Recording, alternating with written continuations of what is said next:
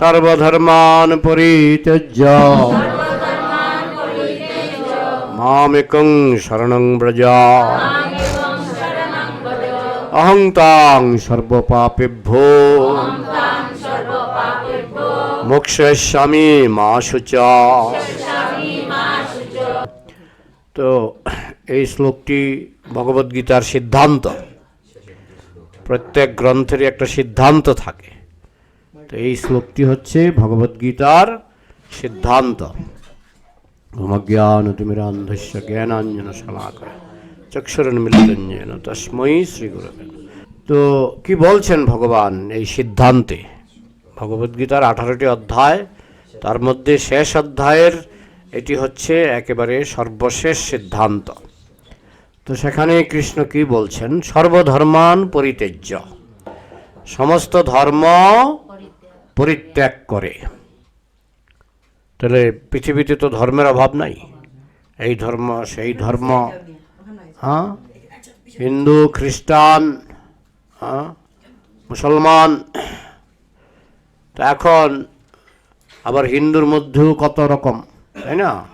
অমুক বাবা তমুক বাবা। আবার আছে বর্ণাশ্রম ধর্ম, ব্রাহ্মণ ক্ষত্রিয় বৈশ্য শূদ্র, ব্রহ্মচারী গৃহস্থ বানপ্রস্থ সন্ন্যাস, সবই তো ধর্ম।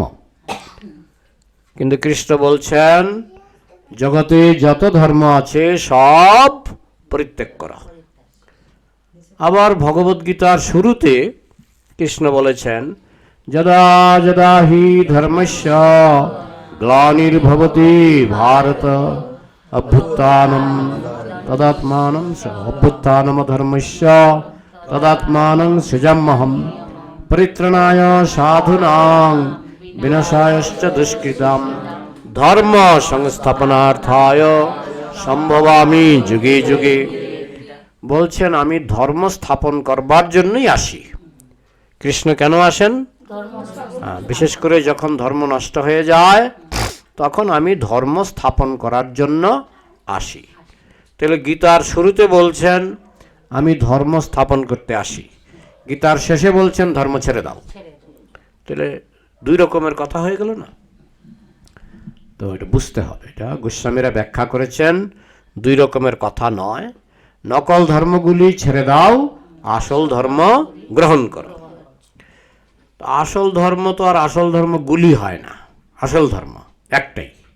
এই জন্য কৃষ্ণ বলছেন মাম একম, একম, দ্বয়ম বা দ্বিতীয়ম এসব বলেননি, মাম একম, একমাত্র আমার চরণে আশ্রয় গ্রহণ করো।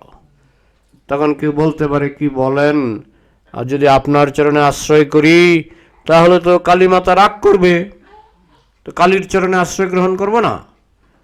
আমি যদি আপনার চরণে আশ্রয় গ্রহণ করি দুর্গা মাতা রাগ করবে, তাহলে দুর্গার চরণে আশ্রয় গ্রহণ করবে না।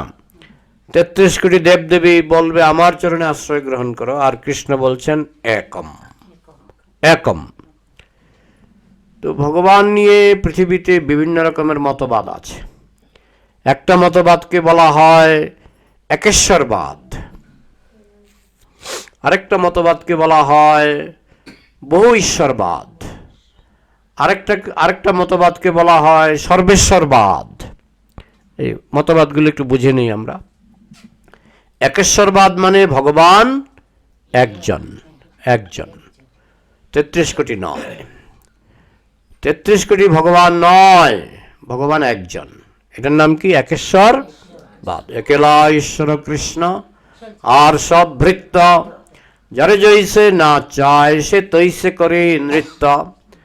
কৃষ্ণ হচ্ছেন একেলা ঈশ্বর আর সব ভৃত্য। ভৃত্য মানে কি? কর্মচারী।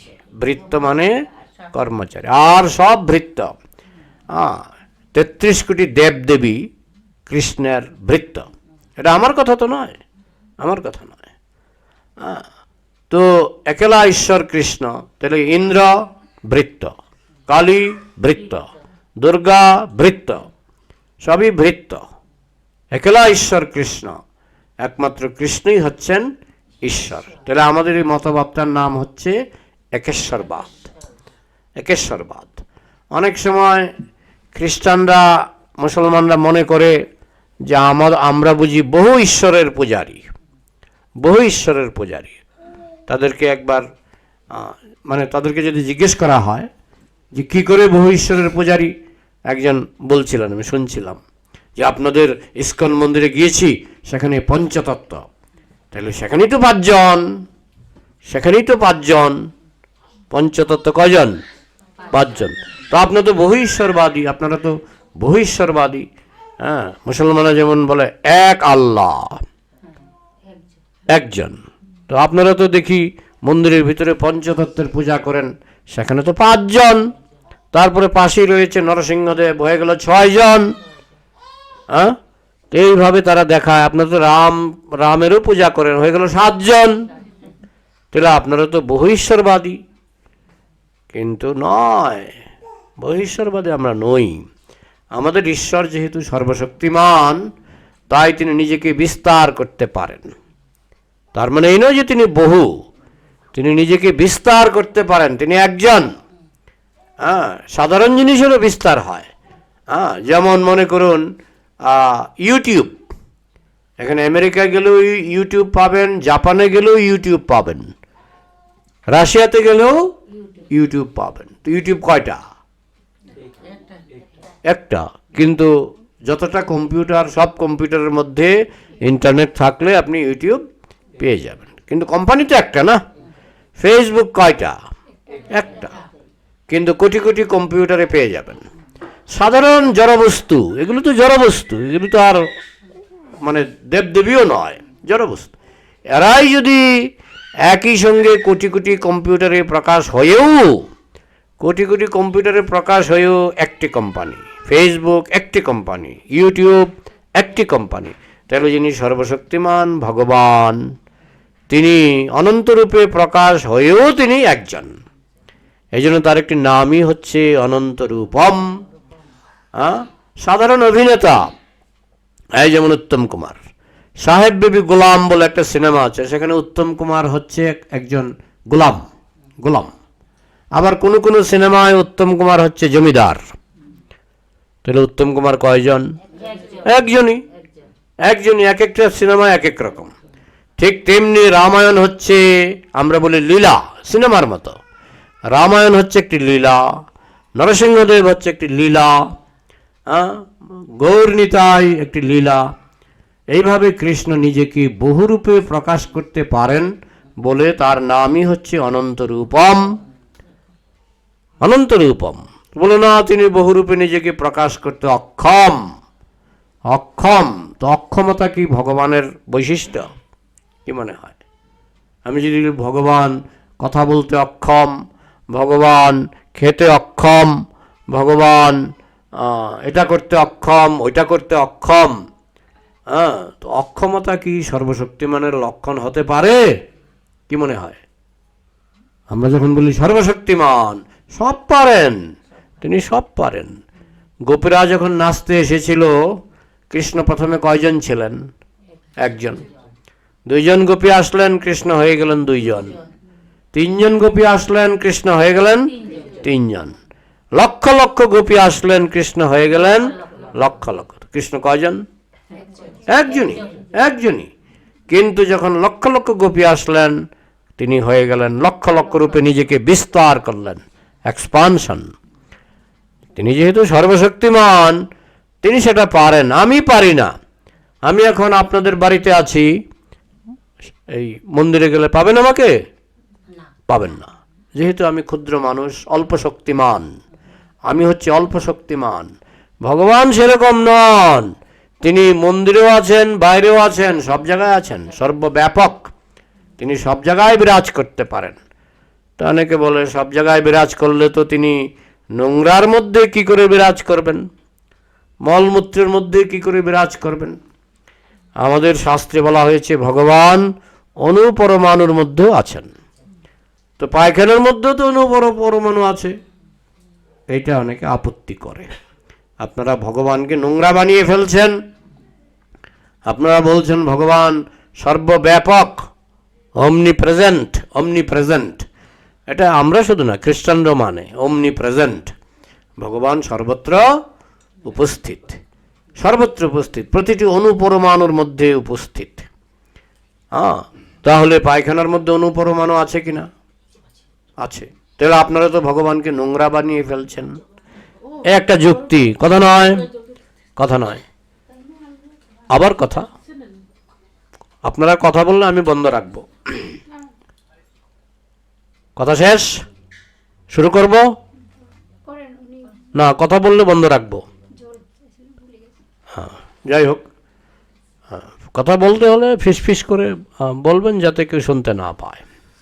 কারণ ভগবানের কথা অত্যন্ত গুরুত্বপূর্ণ, অত্যন্ত গুরুত্বপূর্ণ। সেই সময় রাষ্ট্রপতি ফোন করলেও ধরবেন না। তো যাই হোক, এইভাবে এই বাচ্চা, এইভাবে ভগবান সর্বত্র উপস্থিত। এটা খ্রিস্টানরাও মানে, আমাদের সনাতন ধর্মে তো বলাই হয়েছে সর্বব্যাপক। তাহলে প্রশ্ন হলো, তাহলে মলমূত্রের মধ্যে কি করে আপনারা ভগবানকে পাঠাচ্ছেন? আপনারা তো ভগবানকে নোংরা বানিয়ে ফেলছেন। এখানে অনেক কিছু বোঝার আছে। যেমন সূর্য, সূর্য মলমূত্রকে স্পর্শ করে, করে কিনা? কিভাবে করে? তার যে জ্যোতি, সূর্যের যে জ্যোতি, সেই জ্যোতি মলমূত্রকে স্পর্শ করে কিনা? আমি যদি মলমূত্রকে স্পর্শ করি, আমার স্নান করতে হয়।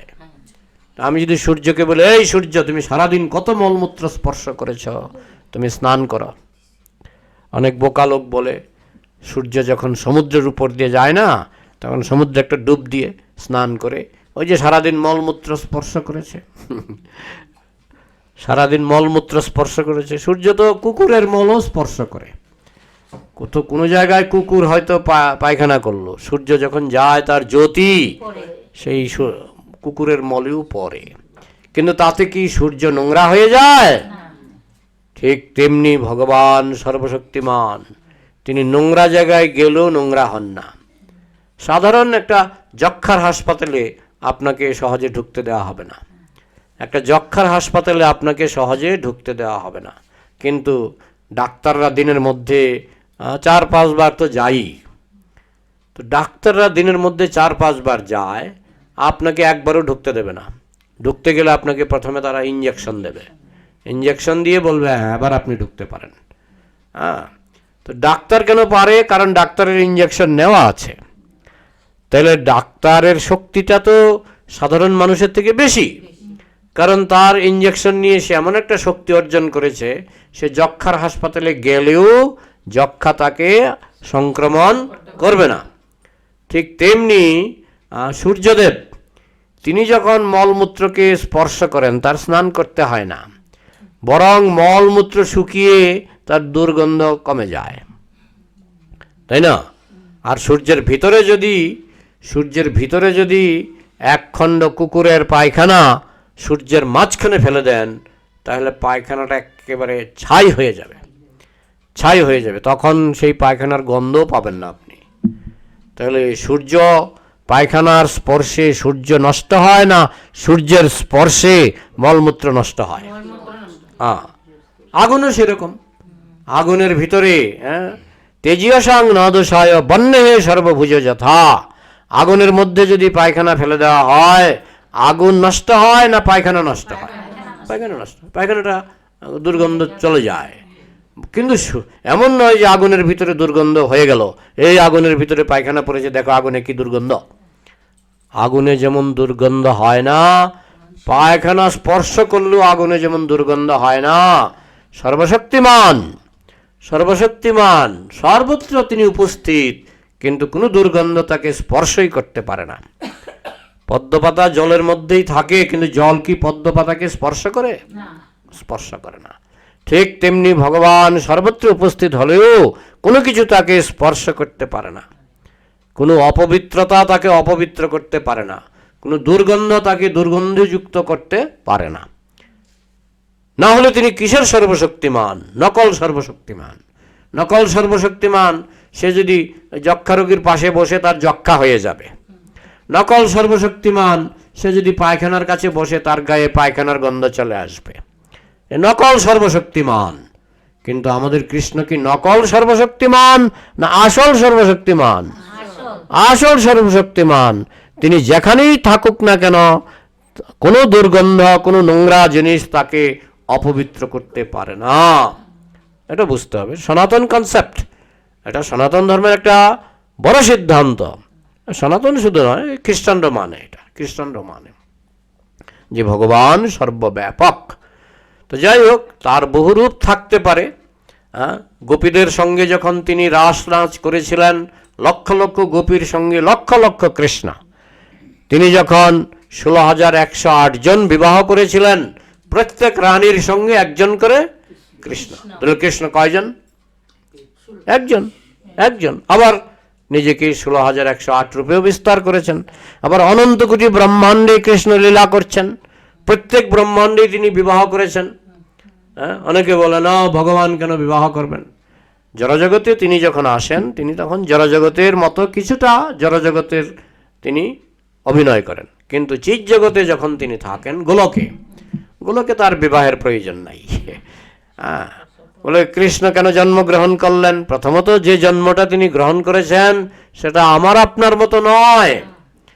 আমি যখন জন্মাই তখন এই মাতৃগর্ভ থেকে রক্ত মাংস নিয়ে ওয়া ওয়া ওয়া চিৎকার করতে করতে জন্মাই। আর কৃষ্ণ তিনি যখন জন্মগ্রহণ করেছিলেন 1 ফোঁটা রক্ত পড়েনি। দেবকীর গর্ভ থেকে 1 ফোঁটা রক্ত পড়েনি। দেবকীর হৃদয় থেকে তিনি হুট করে বেরিয়ে এসে চতুর্ভুজ রূপে ধুতি পরা, অলঙ্কার পরা অবস্থায় তিনি আবির্ভূত হয়েছিলেন। বলে এটা কি, এটা গল্প মনে হচ্ছে? হ্যাঁ, কুয়ার ব্যাঙের কাছে সবই গল্প। কুয়ার ব্যাঙের কাছে আটলান্টিক মহাসাগরটা কি গল্প, কিন্তু ভগবানের কাছে গল্প নয়, কারণ তিনি সর্বশক্তিমান। তার জন্ম আমার মতো নয়। তারপরে যদি বলেন যে না জন্ম হলে ভগবান, না অনেকে বলে যে জন্ম হলে ভগবান হতে পারে না। গোলকে যান, তার জন্ম নেই।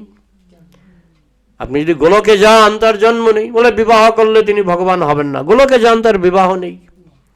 এই যে 16,108 বিবাহ, এটা কি গোলকে? না, এই জড়জগতে, জড়জগতে। চিৎ জগতে তার বিবাহ নেই। হ্যাঁ, গোপীরা তারা নিত্য শক্তি, কৃষ্ণের নিত্য শক্তি, এদের সঙ্গে তার বিবাহ নেই। বুঝেছেন? ওই যে বলে না ভগবান বিবাহ করতে পারে না, পারে, পারে না, পারে না, পারে না, পারে না, পারে না। তাহলে তিনি কিসের ভগবান? 2 নম্বরই ভগবান।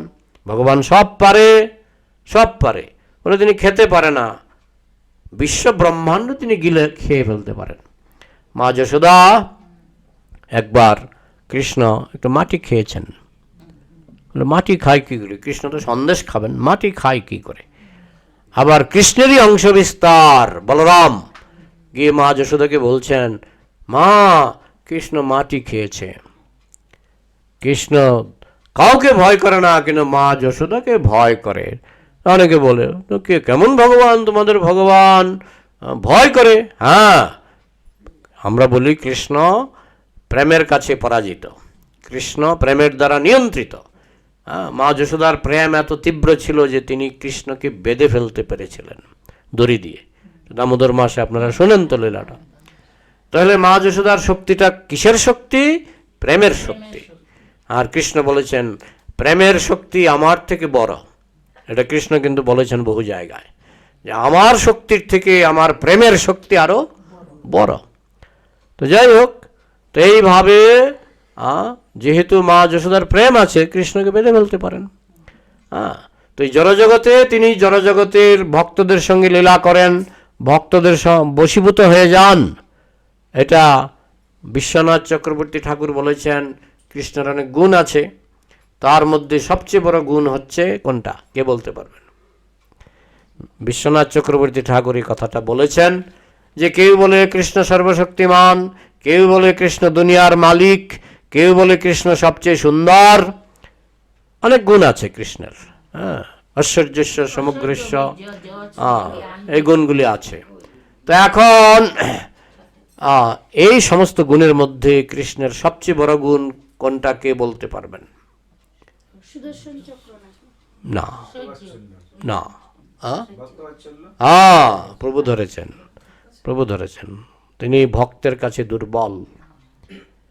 কৃষ্ণ সবল, সেটা তার সবচেয়ে বড় মহিমা নয়।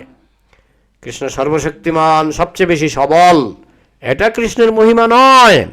বিশ্বনাথ চক্রবর্তী ঠাকুর বলছেন কৃষ্ণের সবচেয়ে বড় মহিমা হচ্ছে কৃষ্ণ সবচেয়ে দুর্বল, মা যশোদার কাছে সবচেয়ে দুর্বল, গোপী ভক্তদের কাছে সবচেয়ে দুর্বল, সুদামা বিপ্রের কাছে সবচেয়ে দুর্বল, ভক্তের কাছে তার দুর্বলতা, এটি হচ্ছে কৃষ্ণের সবচেয়ে বড় গুণ। কৃষ্ণ যে সবচেয়ে বড় সবল, এটা তার বড় গুণ নয়। কৃষ্ণ নিজেই বলেছেন এই সবলতা, আমি সর্বশক্তিমান, এটা আমার বড় গুণ নয়। আমার বড় গুণ হচ্ছে ভক্ত আমাকে দড়ি দিয়ে বেঁধে ফেলে, ভক্ত আমাকে কান মলে দেয়, এটা হচ্ছে কৃষ্ণের সবচেয়ে বড় গুণ। সর্বশক্তিমান এটা কিছুই না। সর্বশক্তিমান এই সমস্ত বিষ্ণু তত্ত্ব, কৃষ্ণের অনেক অবতার, এমনকি দেবতারও অনেকে খুব ভালো শক্তি রাখে, কিন্তু কৃষ্ণের সবচেয়ে বড় মহিমা হচ্ছে কৃষ্ণ ভক্তের কাছে দুর্বল। তো মা যশোদা যখন বলরামের কাছে শুনলেন যে কৃষ্ণ মাটি খেয়েছে, তখন মা যশোদা দৌড়ে গেলেন। মা যশোদা তো কৃষ্ণকে ভগবান বলে জানেই না। দেখুন, কংস কৃষ্ণকে ভগবান বলে জানতো না, শিশুপাল কৃষ্ণকে ভগবান বলে জানতো না, তাই না? মা যশোদাও কৃষ্ণকে ভগবান বলে জানতো না। পার্থক্য শুধু এইটুকু, শিশুপাল কৃষ্ণকে ঘৃণা করত, মা যশোদা কৃষ্ণকে ভালোবাসত, এইটুকুই পার্থক্য। নাহলে কংস শিশুপাল এরাও জানতো না যে কৃষ্ণ ভগবান, আবার মা যশোদাও জানতো না যে কৃষ্ণ ভগবান। কিন্তু কংস শিশুপাল এরা কৃষ্ণকে ঘৃণা করত, বিদ্বেষ করত, কিন্তু মা যশোদা কৃষ্ণকে ভালোবাসত। এই জন্য ভালোবাসাটাই ভগবান, প্রেমটাই ভগবান। ভগবানের প্রতি যে প্রেম, কৃষ্ণ প্রেম, কৃষ্ণ বলছেন কৃষ্ণ প্রেম কৃষ্ণের থেকে উপরে, কৃষ্ণের থেকে উপরে। তো যাই হোক, তিনি ভাবছেন আমার ছেলে যদি মাটি খায় তাহলে তো আমার ছেলে রোগ হবে, তাই না? তিনি দৌড়ে গেলেন, এই কৃষ্ণ মাটি খেয়েছিস? তো বলরাম বলল তো মা তো বুঝতে পারছে, মুখ বন্ধ করে করছে, তার মানে ভিতরে আছে কিছু। মুখ খোল, খোল মুখ। তো মার ধমক খেয়ে মুখ খুলল। তখন মা যশোদা উকি মারলেন, উকি মেরে দেখেন অনন্ত কোটি ব্রহ্মাণ্ড, অনন্ত কোটি গ্রহ নক্ষত্র সেখানে ঘুরছে, নিজ নিজ কক্ষপথে ঘুরছে। ছোট্ট মুখের ভিতরে, এটা একটা প্রশ্ন, ছোট্ট মুখের ভিতরে ব্রহ্মাণ্ড তো বড়, বিশাল বিশাল, আবার অনন্ত কোটি ব্রহ্মাণ্ড, তো ছোট্ট মুখের ভিতরে কি করে ঘুরে? তার মানে বাইরে থেকে ছোট্ট মনে হলেও ছোট্ট নয়, বাইরে থেকে ছোট্ট মনে হলেও ছোট্ট নয়। যেমন গোপীরা যখন রাস নাচ করতে গিয়েছিলেন, মনে হচ্ছিল 6 ফুট কৃষ্ণ বসে আছে, কিন্তু যখন লক্ষ লক্ষ গোপী গেলেন, লক্ষ লক্ষ কৃষ্ণকে আর 6 ফুট, অনন্ত ফুট হয়ে গেল, তাই না? লক্ষ লক্ষ ফুট, তাই না? তাহলে বাইরে থেকে মনে হচ্ছে ছোট। আমরা সাধারণ রূপকথার গল্পে পড়েছি যে একটা খালি বোতলের ভিতরে একটা একটা অসুর, একটা দৈত্য। তো একটা জেলে, তার এটা একটা গল্প, রূপকথার গল্প, একটা জেলে এই বোতলটা খুলেছে, খোলার পরে দৈত্যটা বোতল থেকে বেরিয়েছে, বেরিয়ে তো একেবারে পাহাড়ের মতো বিশাল হয়ে গেছে। তখন জেলে বলছে, সেই দৈত্য বলছে তোমাকে খেয়ে ফেলবো, যে তুমি কোথা থেকে এসছো? বলছে দেখো নি আমি বোতলের ভিতরে ছিলাম। বলছে মিথ্যা কথা বলছো না, মিথ্যা কথা বলছো। তখন বোতলটা খোলা ছিল, আমি মিথ্যা কথা বলছি না, দেখো আমি আবার ঢুকছি। তখন বোতলের ভিতরে আবার দৈত্য ঢুকলো, আর জেলে কি করলো, ছিপিটা আটকে দিল। রূপকথার গল্প। তো রূপকথার গল্পে যেটা অবাস্তব, অবাস্তব, কিন্তু কৃষ্ণের ক্ষেত্রে সেটা অবাস্তব নয়। কৃষ্ণ অনুর ভিতরে ঢুকতে পারেন, আবার ব্রহ্মাণ্ডের ভিতরে ঢুকতে পারেন। রূপকথার গল্পটা অবাস্তব, কিন্তু কৃষ্ণ যেহেতু সর্বশক্তিমান, তার ক্ষেত্রে কোনো কিছু অবাস্তব নয়। তাই তার মুখের ভিতরে তিনি অনন্ত কোটি ব্রহ্মাণ্ড তিনি ধরে রাখতে পারেন। তো মা যশোদা দেখছি মুখের ভিতরে, কৃষ্ণের মুখের ভিতরে অনন্ত কোটি ব্রহ্মাণ্ড। তখন মা যশোদা তো ভয় পেয়ে গেলেন, আরে আবার তাকিয়ে দেখছেন কৃষ্ণের মুখের ভিতরে মা যশোদা বসে আছেন, আবার দেখছেন কৃষ্ণের মুখের ভিতরে কৃষ্ণ বসে আছেন। কি করে সম্ভব? এইটাই তো কৃষ্ণ, হ্যাঁ, কৃষ্ণকে বোঝা এত সহজ নয়। হ্যাঁ, এমনিতেই বোঝা সহজ নয়, তার উপর আবার বিদ্বেষ। শিশুপাল কৃষ্ণ বিদ্বেষী, জরাসন্ধ কৃষ্ণ বিদ্বেষী, এমনিতেই কৃষ্ণকে বোঝা কঠিন। মা যশোদা তো মাথা ঘুরে গেল। মা যশোদা একটু মাথাটা মুছে বলছে, এই আর মাটি খাবি না, আর মাটি খাবি না। তবু একবারও বলে না যে কৃষ্ণ ভগবান, বুঝেছেন? যাই হোক, মানুষ কেবল যারা কৃষ্ণ বিদ্বেষী, যারা দেখতে নারী তার চলন বাঁকা। হ্যাঁ, কৃষ্ণ দ্রৌপদীকে বস্ত্র দান করেছিলেন কিনা? করেছিলেন। আবার গোপীদের বস্ত্র হরণ করেছিলেন। কোনটা? যে দেখতে পারে না কৃষ্ণকে তার চলন বাঁকা। তো দ্রৌপদীকে বস্ত্র দান করেছিলেন, সেটা লুকিয়ে রাখে, সেটা একেবারে তালা মেরে লুকিয়ে রাখে। আর গোপীদের বস্ত্র হরণ করেছিল, সেটা একেবারে মাইক দিয়ে বলে বলে বেড়ায়। হ্যাঁ, মানে যাকে দেখতে নারী তার চলন বাঁকা। আরে সব ধর্মেই একই কথা। হ্যাঁ, যেমন মুসলমানরা বলে আল্লাহ সর্বদ্রষ্টা। সর্বদ্রষ্টা মানে কি? সর্বদ্রষ্টা মানে কি? সব দেখে, সব দেখে। তাহলে ভগবান যদি সব দেখে, তাহলে কাপড় পরে থাকলেও তো তিনি আমাদের উলঙ্গ দেখতে পান নাকি? কারণ তিনি তো সব দেখেন। আপনি যদি দরজা সিটকিনি দিয়ে বাথরুমে বিবস্ত্র হয়ে স্নান করেন, ভগবান তো সেখানে দেখেন নাকি? না, দেখেন না। তাহলে কৃষ্ণ কি দোষটা করলেন? তিনি যেহেতু সর্বদ্রষ্টা, হ্যাঁ ঠিক আছে, কাপড় পরলেও দেখবেন, কাপড় না পরলেও দেখবেন। তো তার কাছে তো বস্ত্র হরণ কোনো ব্যাপারই নয়। কারণ গোপীরা যদি বস্ত্র পরেও এসে তার সামনে দাঁড়ায়, নাও যদি দাঁড়ায়, জলের ভিতরেও যদি ডুব দিয়ে থাকে, কৃষ্ণ তো সর্বদ্রষ্টা। কিন্তু যেহেতু তারা কৃষ্ণকে বুঝতে পারে না, তারা মনে করে মহা অপরাধ করে ফেললেন। এই সমস্ত গোপীরা 1 মাস ধরে কাত্যায়নী ব্রত করেছিলেন। 1 মাস ধরে কাত্যায়নী ব্রত করে প্রত্যেকটি গোপী কৃষ্ণের কাছে, মানে কাত্যায়নী মানে দুর্গার কাছে প্রার্থনা করছেন, হে দুর্গা দেবী, কি নন্দগোপ কুমারায়, শ্লোকটা কি? নন্দগোপ কুমারায়, হ্যাঁ, বলছে নন্দগোপের কুমার যেন আমার পতি হয়। পতিমে কুরুতে নম। একজন গোপী সেটা বলছে যে নন্দগোপের কুমার যেন আমার স্বামী হয়, অন্য গোপীকে শুনতে দিচ্ছে না। অন্য গোপী বলছে নন্দগোপের কুমার যেন আমার স্বামী হয়, আরেকজনকে শুনতে দিচ্ছে না। কারণ তারা ভয় পাচ্ছে, কৃষ্ণ যদি আমার অন্য গোপী যদি শুনে ফেলে, তাহলে অন্য গোপী কৃষ্ণকে বিয়ে করবে, তাহলে আমি পাবো না। হ্যাঁ, কিন্তু কৃষ্ণ যে একই সঙ্গে 16,000 বিয়েও করতে পারেন, সেটা তারা সরল বালিকা, তারা সেটা এত গভীরভাবে ভাবছেন না। তাই তারা চুপে চুপে প্রার্থনা করছেন, কৃষ্ণ যেন আমার স্বামী হয়। তো শত শত গোপী প্রার্থনা করেছেন। কৃষ্ণ তো ভক্ত বাঞ্ছা পূর্ণ করে নন্দর নন্দন, ভক্ত বাঞ্ছা পূর্ণ করে নন্দর নন্দন। তাই তিনি এতগুলি বিবাহ গোপীদের করবেন না, কারণ কাকে তিনি বিবাহ করবেন সেটাও আগের থেকেই ঠিক করা আছে।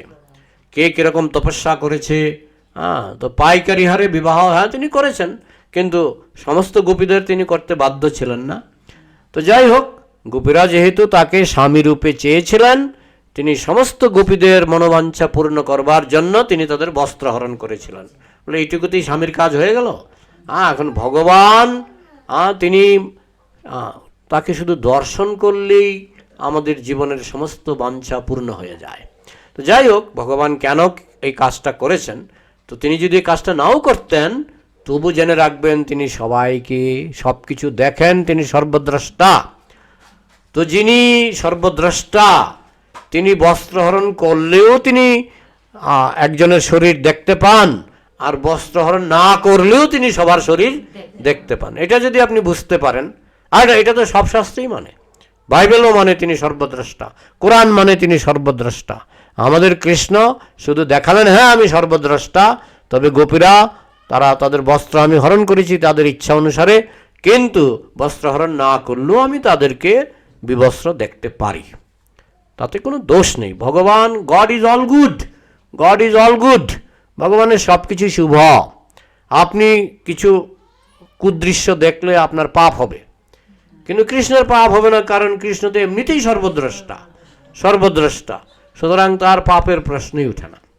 তো যাই হোক, কৃষ্ণ ভগবান এটা আমাদেরকে প্রথমে বুঝতে হবে। আর রয়েছে 33 কোটি দেবদেবী, প্রত্যেক ব্রহ্মাণ্ডে 33 কোটি দেবদেবী। তো গীতায় বলা হয়েছে এরা আমার অংশ। অন্তবত্তু ফলং তেষাম তদ্ভবতি অল্প মেধসাম। যারা দেবদেবীর পূজা করে তারা যে ফল পায় সেটা অনিত্য, ক্ষণস্থায়ী, টেম্পোরারি। সুতরাং দেবদেবীর পূজা কে করে? কামস্থিত জ্ঞানা প্রপদ্যন্তে অন্য দেবতা। যারা কামনার দ্বারা যাদের বুদ্ধি চুরি হয়ে গেছে তারা অন্য দেবদেবীর পূজা করে। গীতাতেই বলা হয়েছে যে তারা অবিধিপূর্বক, কি সেই শ্লোকটা? অবিধিপূর্বক যজন্তি অবিধিপূর্বকম যেপি অন্য দেবতা ভক্তা যজন্তে শ্রদ্ধয়ান্বিতা তেপি মামেব কন্তেয় যজন্তি অবিধিপূর্বকম। সেটা অবিধিপূর্বক পূজা, বেআইনি পূজা। তো দেবদেবী তো খ্রিস্টানরাও মানে, তারা কি বলে দেবদেবীকে? খ্রিস্টানরা বলে অ্যাঞ্জেল, অ্যাঞ্জেল। মুসলমানরা বলে ফেরেস্তা।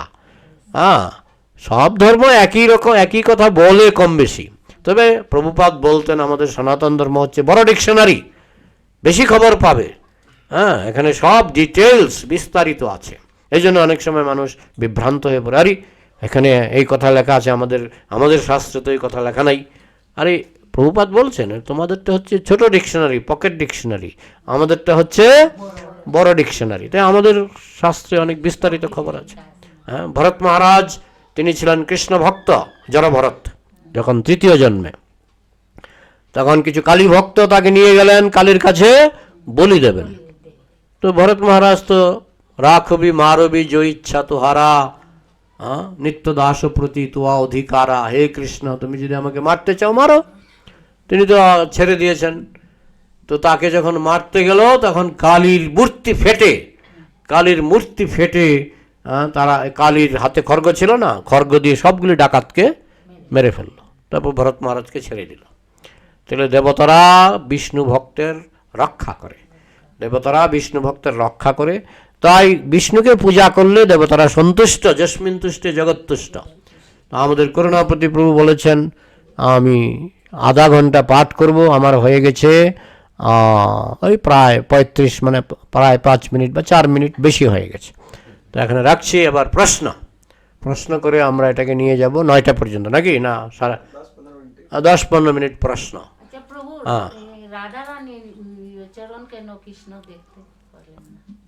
কি প্রশ্ন? রাধারানীর চরণ? আমি প্রশ্নটা বুঝলাম না তো, গুছিয়ে বলুন। রাধারানীর চরণ যমুনায় গেছেন যেমনি, তো কৃষ্ণ আসছেন, তো উনি কাপড় দিয়ে ঢেকে দিয়েছেন, উনাকে দেখতে দেন নাই। এটা কোথায় লেখা আছে? ওই একটা ইয়েতে দেখলাম, টিভিতে। টিভি তো বলে এটা গর্ধবের বাক্স। টিভিতে কিছু, আপনি টিভি থেকে কিছু শিখবেন না। আমাদের গুরু মহারাজরা এই টিভির মহাভারত দেখে না, কারণ জানে এর ভিতরে ভেজাল। এই জন্য তো ভেজাল জ্ঞান পেয়ে যাবেন, ভেজাল জ্ঞান, বুঝেছেন? টিভির মধ্যে অনেক সময় কমপক্ষে 25% ভেজাল থাকে, বুঝেছেন? এই জন্য তো আপনাদের শুদ্ধ রামায়ণ জ্ঞান হবে না। শুদ্ধ রামায়ণ জ্ঞান হতে গেলে বাল্মীকির রামায়ণ পড়তে হবে। দেখবেন টিভির সঙ্গে অনেক কিছু মিলে না। ওরা তো টিভিতে সিনেমা করে যাতে কিছু পয়সা রোজগার হয়, তো ওরা দেখে যে এখানে যদি এরকম দেই মানুষ পছন্দ করবে, তাহলে পয়সাটা আসবে ভালো। এখন একটা কৃষ্ণ সিরিয়াল বেরিয়েছে, তাতে কি কি দেখছেন? সব সময় দেখি না আমি। সাধারণ ভক্তরা দেখে সব, কিন্তু গুরুবর্গ দেখে না। আমি তো দেখেছি, মায়াপুরে অনেক বছর ছিলাম, কোনো গুরুদেবকে দেখিনি যে ওই রামানন্দ সাগরের রামায়ণ বা ওই বি.আর. চোপড়ার মহাভারত দেখতে। না, এগুলি দেখলে একটু ভুল জ্ঞান হবে। যেমন প্রশ্ন করলেন ভুল কেন? কারণ জ্ঞানটা ভুল, এই জন্য ভুল প্রশ্ন করে ফেললেন। আর প্রশ্ন, সঠিক প্রশ্ন। আচ্ছা, নিত্যানন্দ প্রভু রঘুনাথ দাস গোস্বামীকে কেন দণ্ড দিয়েছে? এখন বাবা কেন সন্তানকে চর দেয়? কেন বাবা কেন সন্তানকে চর দেয়? কেন দেয়? তো দুষ্টামি করলে শুধু আদর করলেই তো চলে, চর দেয় কেন? ভালোর জন্য। ঠিক তেমনি ভগবান যদি শাস্তিও দেয় এটা ভালোর জন্য, ভালোর জন্য। হ্যাঁ, জমলোকে যে কত চর খায় মানুষ, জমলোকে যারা যায় তারা চর খায় না, লাথি খায়, চর খায়, আগুনে পুড়ে মরে, কেন? ভালোর জন্য। ওইটা কি সত্যি? মিথ্যা হবে কেন এখানে? মানে ওই যে আগুনে হ্যাঁ, সব কি এগুলি যে পাপ করলে তো করবেই, পাপ বাপকেও ছাড়ে না, পাপ করলে তো করবেই। আর কি, পাপ করলে সরকার ছাড়ে না, সরকার জেলে ঢুকিয়ে দেয়, মন্ত্রীকে জেলে ঢুকিয়ে দেয়, যে বলে পাপ বাপকেও ছাড়ে না। কত মন্ত্রী এখন 3-4 জন মন্ত্রী জেলে আছে জানেন, 3-4 জন মন্ত্রী জেলে আছেন, তাহলে পাপ বাপকেও ছাড়ে না, ঠিক আছে না? সাধারণ মানুষই ছাড়ছে না, ভগবান কেন ছাড়বেন? ঠিক আছে, হ্যাঁ। তারপরে আর কি? হ্যাঁ, প্রশ্ন থাকলে করুন। প্রভু ওই যে কি বলে কি দেবদেবীর পূজা করতে হয় না, তাহলে শিবরাত্রির সময় কেন উপবাস রাখতে হয়? এটা কম্পালসারি নয় তো, কম্পালসারি নয়, বাধ্যতামূলক নয়। শিব যেহেতু বৈষ্ণব, বিশেষ করে 4টা সম্প্রদায় আছে। একটা হচ্ছে রুদ্র সম্প্রদায়। রুদ্র সম্প্রদায় মানে শিব থেকে, মানে কৃষ্ণ থেকে শিব, কৃষ্ণ থেকে শিব, রুদ্র সম্প্রদায়। তাদের এগুলি বাধ্যতামূলক, কিন্তু আমাদের এগুলি বাধ্যতামূলক নয়। আমরা তো করি না, আমি তো করি না। না, আমরা যেরকম হাফ ডে করি সেটা আপনি করেন, সেটা তো বাধ্যতামূলক নয় তো। ইসকনেরই ইউটিউবে আসে না যে মানে ব্রত রাখতে হয়, সেটা বাধ্যতামূলক নয়। পরম বৈষ্ণব বৈষ্ণবাগ্রগণ্য। হ্যাঁ, বৈষ্ণব হিসাবে আমরা সম্মান করতে পারি, কিন্তু আমার পঞ্জিকায় দেখেছি এরকম উপবাসের কথা লেখাই নাই। কেউ কেউ মানে এটাকে অপশনাল করে, কিন্তু কেউ কেউ মানে করে, এটা মানে বাধ্যতামূলক নয়। নয়, আমাদের উপবাস পঞ্জিকা থেকে করবেন। করলে ভালো। আমাদের পঞ্জিকাতে যদি লেখা থেকে উপবাস করবেন, পঞ্জিকাতে যদি লেখা না থাকে দরকার নেই। অনেক মানে বৈষ্ণব মানে স্নেহভক্ত করে। সে করুক, এটা বাধ্যতামূলক নয়। বৈষ্ণব হিসাবে আপনি করতেই পারেন। যেমন আমি একটা দৃষ্টান্ত দিই, আমাদের ইস্কনে যেমন অনেক গুরু আছে, কেউ শ্রীমৎ জয়পতাকা মহারাজের শিষ্য, কেউ শ্রীমৎ ভক্তিচারু মহারাজের শিষ্য। এখন ভক্তিচারু মহারাজের জন্মদিনে শ্রীমৎ জয়পতাকা মহারাজের শিষ্যরা উপবাস করতে পারে কিনা বলুন, উত্তর দিন। কি? ইচ্ছা করলে করতে পারে। ওই শিব হচ্ছে সেরকম, তিনি রুদ্র সম্প্রদায়ের অধিপতি। আমরা ইচ্ছা করলে করতে পারি, করাটা বাধ্যতামূলক নয়। সে কথা বললে যে কোনো গুরু মহারাজের জন্মদিনে যে কেউ উপবাস করতে পারে, কিন্তু সবচেয়ে বাধ্যতামূলক হলো আপনার নিজের গুরুর জন্মদিনে উপবাসটা অবশ্যই করবেন। তা আমরা হচ্ছে ব্রহ্মমাদ্য গৌড়ীয় সম্প্রদায়ের আমরা অনুগামী, তাই আমাদের গুরুবর্গের জন্মদিনে আমরা উপবাস করব। রুদ্র সম্প্রদায়ের মূল আচার্য হচ্ছেন মহাদেব, শিব। যারা রুদ্র সম্প্রদায়ের বৈষ্ণব তাদের পক্ষে এটা কম্পালসারি, কিন্তু আমরা যেহেতু অন্য সম্প্রদায়ের বৈষ্ণব, আমাদের পক্ষে সেটা কম্পালসারি নয়। বোঝা গেল? আর প্রভুজি, আমি একাদশীর ব্রত পালনের মহত্বটা জানতে চাই। একাদশী ভক্তি জননী, একাদশী মাধব তিথি ভক্তি জননী।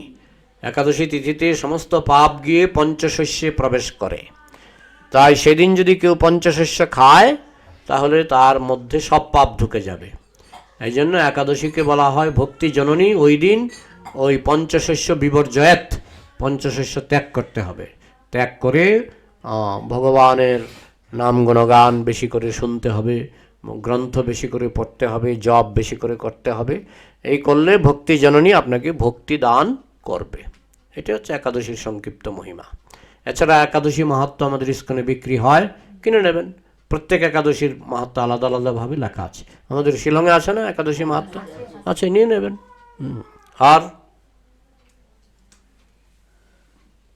আর বলুন, আমরা 8:45 মধ্যে সমাপ্ত করব। প্রশ্ন থাকলে বলুন। যার যে কোনো প্রশ্ন আছে জানার জন্য সাধু সঙ্গে থাকলে। আমরা কোন সম্প্রদায় প্রভু? ব্রহ্মমাদ্য গৌড়ীয় সম্প্রদায়। ব্রহ্মা থেকে, কৃষ্ণ থেকে ব্রহ্মা, ব্রহ্মা থেকে নারদ, নারদ থেকে বেশমুনি, এই করে করে করে করে শিলা প্রভুপাদ ইস্কন, গৌড়ীয় মঠ হয়ে ইস্কন। আমরা হচ্ছি ব্রহ্মমাদ্য গৌড়ীয় সম্প্রদায়। এখন ব্রহ্মমাদ্য গৌড়ীয় সম্প্রদায়েও শত শত গুরু আছে। আমরা সব গুরুদেবের জন্মদিনে উপবাস করতে বাধ্য নই, কিন্তু আমাদের নিজের নিজের দীক্ষা গুরুর জন্মদিনে আমরা উপবাস করতে হবে, এটা করা উচিত। আর কি? গৃহকর্তার কোনো প্রশ্ন আছে? কিছু আসেনি তো? প্রভুজি, হুম। কেউ বলে শ্রীকৃষ্ণ আর রাধারানীর বিয়ে হয়নি, আবার কেউ বলে ব্রহ্মাদেব উনি স্বয়ং ওদের দুজনকে মানে বিয়ে করিয়েছিলেন। তো সঠিকটা? কৃষ্ণের লীলা অত্যন্ত জটিল। কৃষ্ণ নিজেকে যেমন রাসনাচের সময় নিজেকে বিস্তার করেছেন না, হ্যাঁ, ঠিক তেমনি কৃষ্ণ নিজেকে বিস্তার করলেন অভিমন্যু রূপে। কৃষ্ণ নিজেকে বিস্তার করলেন অভিমন্যু রূপে। অভিমন্যুর ডাক নাম কি? আয়ন ঘোষ। আয়ন ঘোষ। আয়ন ঘোষ কে? আয়ন ঘোষ কে? কৃষ্ণ। আয়ন ঘোষ কৃষ্ণ। আয়ন ঘোষ কৃষ্ণ, এটা জেনে রাখবেন। হ্যাঁ, আবার কৃষ্ণরূপে কৃষ্ণ রাধাকে বিবাহ করেছেন ভান্ডির বনে। ভান্ডির বনে ব্রহ্মা এসে পুরোহিত হয়ে রাধাকৃষ্ণের বিয়ে দিয়েছেন। আবার কৃষ্ণই নিজেকে বিস্তার করলেন অভিমন্যু বা আয়ন ঘোষ রূপে। রাধার যখন বিয়ে হলো, কার সঙ্গে বিয়ে হলো? আয়ন ঘোষের সঙ্গে। আয়ন ঘোষ কে? কৃষ্ণ। কেন করলেন না? চিৎ জগতে, এই জগতে যেটা নোংরা, চিৎ জগতে সেটা পবিত্র। এই জগতে যেটা নোংরা, চিৎ জগতে সেটা পবিত্র। যেমন এই জলটা কি পবিত্র না অপবিত্র? পবিত্র। আবার ড্রেনের জল, দুটোই তো জল, দুটোই তো জল। হ্যাঁ, ড্রেনের জলটা নোংরা। তো জড়জগতের সবকিছু হচ্ছে ড্রেনের জলের মতো। এই জগতে পরকীয়া অত্যন্ত নোংরা। পরস্ত্রী পরপুরুষের সঙ্গ এই জগতে সবচেয়ে বেশি নোংরা। আর চিৎ জগতে সেটা শুদ্ধ জলের মতো। বোঝা গেল? ওটা তো আমরা বুঝতে পারছি না, এটা এত সহজ নয় বোঝাটা। চিৎ জগতে আপনার যেতে হবে। চিৎ জগতে গেলে দেখবেন সবই তো ভালো, চিৎ জগতে সবই ভালো। হ্যাঁ, তো কৃষ্ণ পরকীয়া রস আস্বাদন করবার জন্য তিনি ওই নিজেকে বিস্তার করলেন অভিমন্যু রূপে। রাধার বিয়ে হয়ে গেল অভিমন্যুর সঙ্গে। তো পরকীয়া তো কৃষ্ণের পক্ষে সম্ভব নয়, কারণ সবই তো কৃষ্ণের। পরকীয়া মানে পর। হ্যাঁ, একজন খ্রিস্টান পাদ্রী এসেছিলেন। খ্রিস্টান পাদ্রী বোঝেন তো? খ্রিস্ট ধর্ম প্রচার করে। প্রভুপাদের সঙ্গে দেখা করলেন, দেখা করে বলছেন, আপনাদের কৃষ্ণ বড় নোংরা। বলে কি? কিরকম নোংরা? প্রভুপাদ তো শুদ্ধ ভক্ত, উনি ঢেকে যান এসব শুনলে। কিরকম নোংরা? হচ্ছে উনি পরস্ত্রী সঙ্গ করেছেন। প্রভুপাদের তো পা থেকে মাথা পর্যন্ত আগুন জ্বলে উঠল। কৃষ্ণের পক্ষে তো পরস্ত্রী কেউ নাই, কারণ সবই তো তার স্ত্রী। তো যাই হোক, ওই খ্রিস্টান পাদ্রী এসেছিলেন তার স্ত্রীকে নিয়ে। প্রভুপাদ বলছেন, এই মহিলাটাকে? বলছে আমার স্ত্রী। বলে ওনাকে কি আপনি ফ্যাক্টরি থেকে এনেছেন? ফ্যাক্টরি থেকে? না না, ফ্যাক্টরি থেকে নয়। কোথা থেকে এনেছেন? বলে আমার স্ত্রী, আমরা কোর্টে গিয়ে বিয়ে করেছি। বলে এনেছেন কোথা থেকে? কে বানিয়েছে ওনাকে? হ্যাঁ, ভগবান বানিয়েছে। ও, আপনি ভগবানের স্ত্রী নিয়ে এসছেন, আপনি তো পরস্ত্রী সঙ্গ করছেন।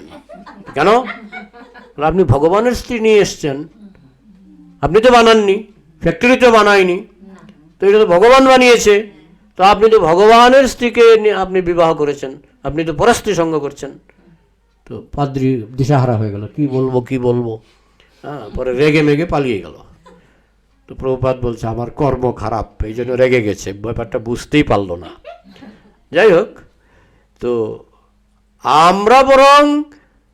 আমরা ভাবছি আমার স্ত্রী নয়, কৃষ্ণের স্ত্রী, পরস্ত্রী, তাই না? কৃষ্ণের কাছে পরস্ত্রী বলে কোনো জিনিসই নাই। কৃষ্ণের কাছে সবাই নিজের স্ত্রী। হ্যাঁ, আর এখন যে স্ত্রী, সে তো পরজন্মে পুরুষ হয়ে যেতে পারে, আবার এখন যে পুরুষ পরজন্মে সে নারী হয়ে যেতে পারে।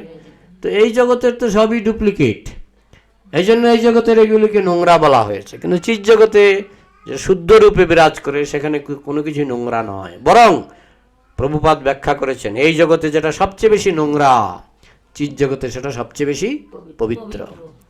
বলছি কেমন? বলছে পুকুরের কিনারে যে আম গাছের ছবি, একটা পাকা আম একদম মগডাল বুঝেন তো?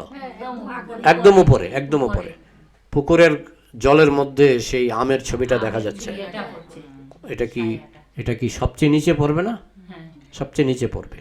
যেটা আছে সবচেয়ে উপরে সেটা পড়বে সবচেয়ে নিচে। ঠিক তেমনি চিৎ জগতে পরকীয়া হচ্ছে সবচেয়ে উপরে, আর জড়জগতে এটা হচ্ছে সবচেয়ে নিচে, কারণ জড়জগৎটা হচ্ছে চিৎ জগতের প্রতিবিম্ব। বোঝা গেল? আর কিছু? প্রভুজি ওই যে বলছে কৃষ্ণ বংশের ঘোষ গোয়ালা বলে যে, তো ওইটা মানে কি আমি তো বুঝতে পারলাম না। হ্যাঁ, গোয়ালা হতেই পারে, কোনো অসুবিধা নেই, কিন্তু আমি যদি কৃষ্ণকে না মানি, কৃষ্ণ বলছেন এটা করবে না, এটা করবে না, এটা করবে না, তো আমি ঘোষ হলামই বা, ঘোষ হলেই কি হলো? কিন্তু কৃষ্ণ নন্দ ঘোষ তার বাবা, ঘোষ বংশের গোপবংশে কৃষ্ণ এসেছেন। হ্যাঁ, কৃষ্ণ লীলা করেছেন। কৃষ্ণ কখনো লীলা করেছেন ক্ষত্রিয় বংশে, যেমন বসুদেব ছিলেন ক্ষত্রিয়, আবার নন্দগোপের বাড়িতে নন্দগোপ ছিলেন গোপ ঘোষ, নন্দ ঘোষ। হ্যাঁ, তো কৃষ্ণ আসলে তার তো কোনো জাতি নেই, তিনি না ক্ষত্রিয়, না বৈশ্য, না শূদ্র, তাই না? কিন্তু জগতে যখন নাটক করেন তিনি কখনো ঘোষ হয়ে যান, কখনো ক্ষত্রিয় হয়ে যান। হ্যাঁ, কিন্তু আমরা যদি তার মর্যাদা রক্ষা না করি, আমাদের টাইটেল ঘোষ হলেই যে আমি কৃষ্ণের বংশের হয়ে গেলাম, তার মর্যাদা রক্ষা করতে হবে, তার আদেশ পালন করতে হবে। যেই ভজে সেই বড়, অভক্তহীন ছাড়, কৃষ্ণ ভজনে নাহি জাতি কুলাদি বিচার। বোঝা গেল? মানতে হবে, কৃষ্ণের নির্দেশ মানতে হবে। একজন বলে আমি ব্রাহ্মণ কিন্তু মদ খায়, কিসের ব্রাহ্মণ? কিসের ব্রাহ্মণ? ওটা টাইটেল, আর টাইটেল তুমি ট্রাঙ্কে তালা মেরে রেখে দাও, তোমার আচরণ দেখতে হবে, আচরণ দেখতে হবে। চণ্ডালও যদি আচরণ করে, চণ্ডালপি দ্বিজ শ্রেষ্ঠ, শাস্ত্রে বলা হয়েছে চণ্ডালও ব্রাহ্মণের থেকে শ্রেষ্ঠ বলে গণ্য হবে যদি সে আচরণ করে। যেই ভজে সেই বড়, যদি আচরণ না করে ব্রাহ্মণ কুলে জন্মগ্রহণ করলেও তার জীবন বৃথা। বোঝা গেল? তাইলে সময় অনেক হয়ে গেল। হ্যাঁ, জড় জগতে এখন সাধারণত সকলের যে আমি কিরকম সুখী থাকবো, হ্যাঁ, আমার মনের যে ইচ্ছা এগুলো পূর্ণ হবে, তো এটার উপায় কি? জড়জগতে পূর্ণ কখনই হবে না। তো এখন তো এই সাধারণ লোক তো থাকে না আমার বাড়ি, সাধারণ লোক সাধারণ হয়েই থাকবে, অসাধারণ হবে না।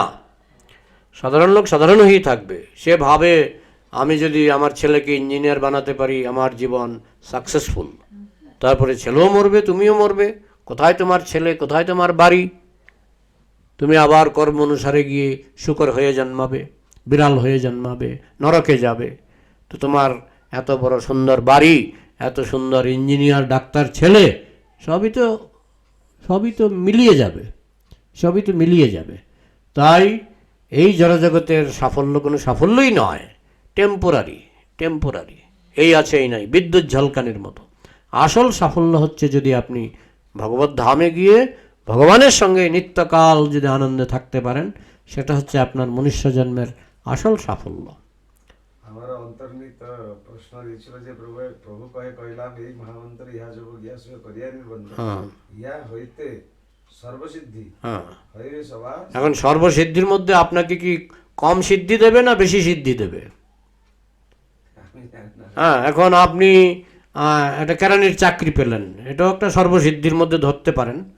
কেরানির চাকরি পেলেন, এটা একটা সর্বসিদ্ধির মধ্যে ধরতে পারেন, কিন্তু আসল সর্বসিদ্ধি হচ্ছে গোলক প্রাপ্তি। বুঝেছেন? এখন কেউ যদি মনে করে না আমি কেরানির চাকরি পেলাম এটাই আমার সর্বসিদ্ধি, মন কলা খেতেই পারো, মন কলা খেতেই পারো। বুঝতে পারলেন? হ্যাঁ হ্যাঁ, একটা লাস্ট প্রশ্ন। হ্যাঁ, বলুন। আমি যখন ক্লাস 7 এ ছিলাম তখন আমাদের টিউশন টিচার আমাকে নিয়ে অনুকূল চন্দ্রর দীক্ষা গিয়েছিলেন। তো গুরু নিন্দা তো মহাপাপ, আমি নিন্দা করছি না, হ্যাঁ, কিন্তু আমার মন সবসময় শ্রীকৃষ্ণের দিকে, মানে আমার ইসকনের দিকে বেশি, মানে আমি গুরু দীক্ষিত, আমি অনুকূল চন্দ্র, কিন্তু আমার মন বেশিরভাগই ইসকন দিকে। হ্যাঁ, আমি আগরতলায় যখন ছিলাম, দুইজন অনুকূল ঠাকুরের শিষ্য প্রতিদিন পাঠে আসতো, স্বামী স্ত্রী, তারা দুইজনই অনুকূল ঠাকুরের দীক্ষিত। তো প্রায় 1 মাস তারা পাঠে এলো, প্রতিদিন আসতো। তারপর 1 মাস পরে বলছে প্রভু আমি ইসকন থেকে দীক্ষা নেব। স্বামী স্ত্রী দুজনেই ইসকন থেকে দীক্ষা নিল। হ্যাঁ, অনুকূল ঠাকুর তো বলে আমি তো অনুকূল ঠাকুরের মন্দিরে গেছি, হ্যাঁ, মন্দিরে কৃষ্ণ দেখা যায় না, সিংহাসনে অনুকূল ঠাকুর বসিয়ে রেখেছে। হ্যাঁ, তো কৃষ্ণকে বাদ দিয়ে আপনি জীবনের সফলতা লাভ করতে পারবেন না। হ্যাঁ, তো এটা আমি কিছু মানে রং কিছু করছি না তো, যে আমি না না না, আমাদের এরপরে তো দীক্ষা নিয়ে নিল। আমাদের ইস্কনে কত রাম ঠাকুরের শিষ্য, অনুকূল ঠাকুরের শিষ্য, গাদায় গাদায় গাদায় গাদায় তারা, কারণ তারা বুঝে গেছে, হ্যাঁ বুঝে গেছে যে কৃষ্ণ যখন দ্বারকার রাজবাড়ি বানিয়েছিল, তিনি কি ইষ্টবৃত্তি নিয়ে বানিয়েছিলেন দ্বারকার রাজবাড়ি? কোটি কোটি টাকা খরচ করে তো রাজবাড়িটা হয়েছে, দ্বারকার 16,108টা রাজবাড়ি। কোনো কৃষ্ণ ভক্ত যে নারদ মুনি মানে মাসে 5 টাকা করে কৃষ্ণকে দিত, এরকম তো নয়। যে ইষ্টবৃত্তি না করলে কৃষ্ণের রাজবাড়ির কাজটা আটকে যাবে, এরকম তো নয়। হ্যাঁ, আর যে একটা কথা যে জয় রাধে রাধে কৃষ্ণ কৃষ্ণ গোবিন্দ গোবিন্দ বললে উনি যে ভজন হ্যাঁ, গান, এটা প্রভুপাদ বলছেন। মানে ভজন গান, কিন্তু তারপরে তো উনাকে ঠাকুর মানে যে ভগবান বলি বলে, তো কোন জায়গায় তো মানে কৃষ্ণই কৃষ্ণ। হ্যাঁ, আর যতগুলো অবতার আসছেন বা যতগুলো ইয়ে, তারা হচ্ছে কিছু ভগবানের একটু শক্তি পেয়েছেন, কিন্তু তারা তো ভগবান নয়। ভগবান নয়, ভগবানের চরণে অপরাধী। ভগবানের চরণে অপরাধী, যেখানে সিংহাসনে ভগবানকে বসাতে হবে সে নিজে বসে আছে, ভগবানের চরণে অপরাধী। আর গুরুই বা হবে কি করে যে কৃষ্ণের কাছে নিয়ে যেতে পারবে না আপনাকে? শুধু গুরু হতে পারবে না। যে আপনাকে কৃষ্ণের পথে নিয়ে যাবে না, সে তো আপনার জীবনটাই নষ্ট করে দিল। সে গুরু হবে কি করে? অনুকূল ঠাকুর বানিয়েছে প্রভু, টাকা পর মানুষ আপন, যত মানুষ পারিস আপন, টাকা পর যত পারিস মানুষ ধর। হ্যাঁ, এখন মানুষ ধরার জন্য এখানে এই যে কাস্টমার ধরা আছে না, কাস্টমার ধরা, হ্যাঁ এমনও দোকান আছে আমি দেখেছি গ্রামে। শহরে যাবেন জুতার দোকান আলাদা, চালের দোকান আলাদা, না? কিন্তু গ্রামে একই দোকানে চাল বিক্রি হয়, জুতা বিক্রি হয়, কাপড় বিক্রি, একই দোকানে আমি দেখেছি গ্রামে। তো এই যে বর্তমান গুরুরা আছে না, এরা চিন্তা করে আমার তো সবাইকে ধরতে হবে, সব মানুষ ধরতে হবে, সব কাস্টমার ধরতে হবে। আপনি কৃষ্ণ পূজা করেন, হ্যাঁ গোবিন্দ গোবিন্দ বলো রে, আসো আসো আমার কাছে দীক্ষা নাও। হ্যাঁ, আপনি নিরামিষ খান, না আমি তো মাছ মাংস খাই, হ্যাঁ আসো আসো আমার কাছে দীক্ষা নাও। হ্যাঁ, নিরামিষ, হ্যাঁ তুমি সস্তায় নিয়ে নাও, আমার কাছে দীক্ষা নাও। মানে কাস্টমারের জন্য দরজা খোলা। আপনি কালী পূজা করেন, আমার কাছে দীক্ষা নাও। আপনি ইন্দ্র পূজা করেন, আমার কাছে দীক্ষা নাও। আপনি মাছ খান, আমার কাছে দীক্ষা নাও। আপনি নিরামিষ খাও, আমার কাছে দীক্ষা নাও। সব মানুষ ধরো, সব কাস্টমার ধরো, কিন্তু কাস্টমার ধরলেই আমার দোকানে জুতোও পাওয়া যায়, চালও পাওয়া যায়, সব কাস্টমার ধরতে হবে। তো এই পলিসিতে আসল জিনিসটা তো পাবেন না। আসল জিনিস তো কৃষ্ণ বলছেন, মাম একম শরণং ব্রজ, একমাত্র আমার চরণে আশ্রয় গ্রহণ করো। হ্যাঁ, ওই যারা সব কাস্টমার ধরার চেষ্টা করে, এদের চরণে আশ্রয় গ্রহণ করলে কোনো লাভ হবে না। অপ্রিয় সত্য কথা, কিন্তু মানুষ যখন বুঝে ফেলে তখন কিন্তু তার জীবনে পরিবর্তন আসে। এবং জীব গোস্বামী বলেছেন যে পারমার্থিক গুরুবাদী বলছে যে ভুল করে যদি কেউ কোনো মানে কোনো জায়গায় দীক্ষা নিয়ে থাকে, সে গুরু ত্যাগ করতে পারে। এটা আমার কথা না, জীব গোস্বামীর গ্রন্থে লেখা আছে। পরিত্যাগে নাপি কর্তব্য। হ্যাঁ, যদি ভুল করে আমার দীক্ষা হয়েছিল কুলগুরুর কাছে, কুলগুরুর কাছ থেকে তো কিছুই শিখতে পারলাম না। দীক্ষা নেওয়ার পরেও মাছ টাছ খেতাম, কুলগুরু তো আমাকে কিছুই শেখায়নি। কথাটা বলছে। এই জন্য দীক্ষা নিতে হবে সঠিক জায়গা থেকে, যেখানে কিছু শিখতে পারবো, জীবনের সত্যিকারের অগ্রগতি হবে। বোঝা গেল? বোঝা গেল? ওরা তো ঋত্বিক রে দীক্ষা দিয়ে দেয়, আবার ওরা কমিশন পায়। হ্যাঁ হ্যাঁ, কমিশন পায়। আনাস কাজ করছে বাড়ির, ওদেরকে ডেকে দীক্ষা দিয়ে। হ্যাঁ হ্যাঁ, ওদের মেইন টার্গেট হচ্ছে দীক্ষা না, মেইন টার্গেট হচ্ছে কমিশন। কমিশন। এখন যদি আমি 1 লক্ষ দীক্ষা দিতে পারি, 1 লক্ষ মানুষের কাছ থেকে 1 টাকা করে নিলেও আমার 1 লক্ষ টাকা। বুঝেছেন? এটা হচ্ছে মেইন ব্যাপারটা। চেঞ্জ সিস্টেম হয়ে গেছে। হ্যাঁ, এত সুন্দর বিজনেস আর নাই। টাকাও দেবে, প্রণামও করবে, হ্যাঁ মাছও খান, টাকাও দেন, কোনো অসুবিধা নেই। রাস্তাঘাটে দিলে তো না, আমার কয়েকটা নিজের দিকে কয়েকটা জিনিস না আমি নিজে অ্যাকসেপ্ট করতে পারি না। হ্যাঁ, আমি ঠিক কাঞ্চির তো দীক্ষা দিল, কাঞ্চি তার কয়েকটা জিনিস আমার নিজে কাঞ্চি স্নান করছে কি না, ওকে কাঞ্চিকে দীক্ষা দিয়ে দিয়েছে। যাই হোক, তো রাখছি, 9টা বেজেই গেল। এগুলো নিয়ে মানুষের ভিতরে মুখ কালাতে গুরুকে ত্যাগ করে আরেকটা গুরুকে ধরা যায়? সেটা নির্ভর করে, আমি প্লেন চালানো, শুনুন, আমি প্লেন চালানো শিখব, তো আমি একজনকে ধরলাম, সে বলে আমি শিখিয়ে দেবো আপনাকে প্লেন চালানো। তো আপনি কোথায় শিখেছেন? না, আমি এমনি বই টই পড়ে শিখেছি, আমি কারো কাছে শিখিনি। বাজারে বই পাওয়া যায় তো কী করে প্লেন চালাতে হয়, বই টই পড়ে শিখে ফেলেছি। ও, তাহলে আপনার কাছে আমি প্লেন চালানো শিখবো না। তাহলে কোথায় যাবেন? কোথায় যাবেন? অন্য টিচার না, প্রথমে বের করতে হবে কলেজ, প্রথমে বের করতে হবে কলেজ। 4টা কলেজ আছে, ব্রাহ্মমধ্য গৌড়ীয় সম্প্রদায়, রুদ্র সম্প্রদায়, শ্রী সম্প্রদায়, নিম্বার্ক সম্প্রদায়, 4টা কলেজ আছে। এই 4টা কলেজে আপনাকে ঢুকতে হবে, যে কোনো একটা কলেজে। হ্যাঁ, সেখানে যে আসল পাইলট আছে, সেই আসল পাইলটের কাছ থেকে আপনি প্লেন চালানো শিখবেন। সুতরাং যে কেউ এসে আপনাকে ব্রেন অপারেশন শিখিয়ে দেবে, এরোপ্লেন চালানো শিখিয়ে দেবে, টের পেলে যে না উনি, হ্যাঁ, যেমন ছাত্ররা অঙ্ক শিখতে যায়, দেখে মাস্টার মশাই নিজে অঙ্ক জানে না, তখন বাবাকে এসে বলে বাবা উনি কিন্তু অঙ্ক জানে না। বলে হ্যাঁ বাবাও দেখারি এখানে ভুল করেছে, অনেক ভুল, আরে মাস্টার পাল্টাও, মাস্টার পাল্টাও।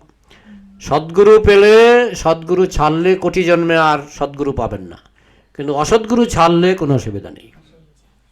হ্যাঁ, বোঝা গেল? ঠিক আছে, আপনাকে বিজ্ঞান মনস্ক হতে হবে। অন্ধবিশ্বাসীরাই মরে। হ্যাঁ, অসদ্গুরু করি ভাই বিনষ্ট পূর্বাপর। হ্যাঁ, আসল কথা ছাড়ি ভাই বর্ণে যে করে আদর, অসদ্গুরু করি তার বিনষ্ট পূর্বাপর। তার পূর্বাপর মানে অতীত এবং ভবিষ্যৎ দুটাই নষ্ট হয়ে যায়, সে যদি অসদ্গুরুর আশ্রয়ে চলে যায়। এর জন্য তো বলে যে দীক্ষা নিলেও শিক্ষাগুরুর মন্ত্র নিতে লাগে। হ্যাঁ, এখন দীক্ষাগুরু বলবে এক কথা, শিক্ষাগুরু বলবে আরেক কথা। দীক্ষাগুরু বলবে তুমি 16 মালা জপ করো, আরেকজন এসে বলবে না না জপ করতে হবে না। হ্যাঁ, আর তো দুইজন তো আলাদা বলে দিচ্ছে। একজন বলছে তোমার নাকের মধ্যে আমি মন্ত্র বেঁধে দিলাম, 21,600 বার করিতেছে গমনাগমন, বলো না কি? আমি ভুল বললাম নাকি?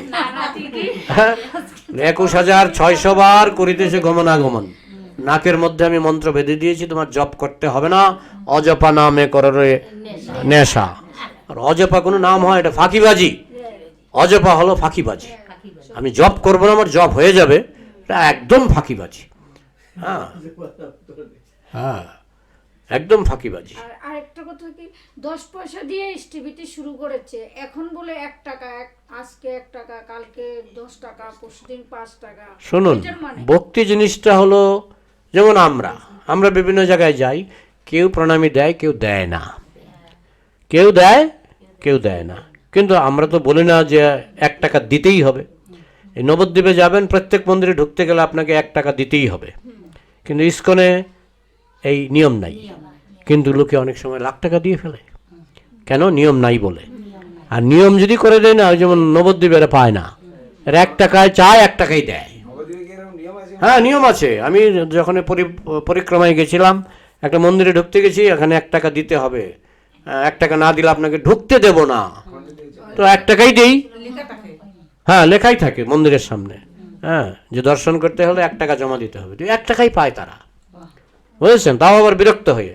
আর ইস্কনে টাকা চায় না, এরকম তো চায় না, কন্ডিশন নাই, আপনার খুশি হলে দেবেন, না হলে না দেবেন। আর ইস্কনই পাচ্ছে, এই যে বড় মন্দির করলো না, 700 কত কোটি টাকা, কই কাউকে তো জোর করা হয়নি, কাউকে জোর করা হয়নি, নিজের থেকে দিয়েছে। হ্যাঁ, এইটাই হলো ভক্তি। হলো কি না, আমি স্বেচ্ছায় যা করি সেটা ভক্তি। একটা কন্ডিশন দিয়ে দিলাম, শর্ত বসিয়ে দিলাম, এটা ভক্তি নয়।